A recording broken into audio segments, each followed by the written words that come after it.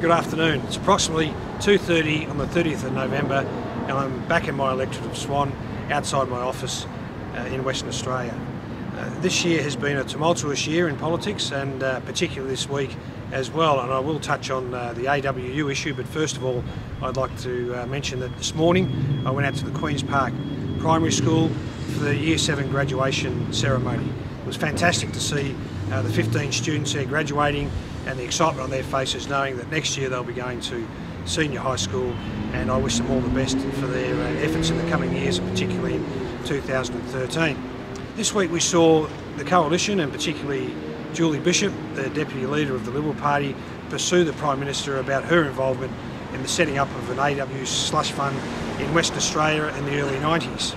I'm sure there'll be more to come from that in the next year, but the Coalition thinks that it was the right thing to do to get the Prime Minister to talk about that particular issue, and I'm sure many West Australians would say that it's a reminder of the Labor period and the WA Inc. that we had in Western Australia, and we see another continuation of a disgraceful period of time that was in Western Australia, and now we have this other issue of the AW slush fund being set up in Western Australia.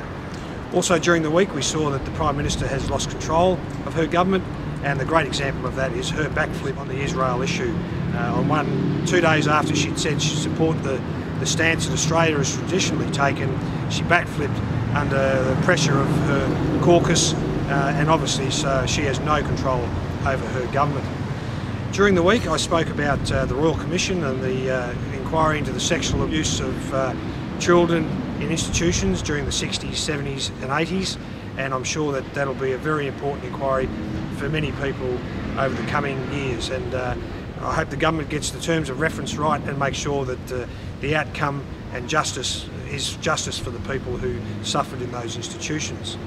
I also spoke about the Main Street Medical Centre, which was closed down.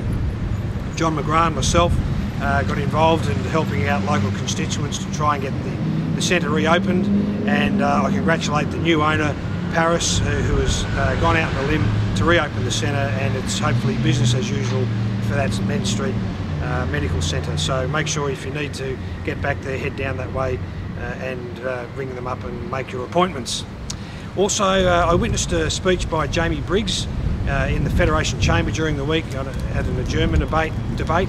He spoke about Labor and the waste that you see is, we believe is typical of Labor, and the waste of taxpayers' money to support Labor's mates. It's worth going to have a look at Jamie's speech or look at the transcript, and I'm sure that it's worth making that effort to do so.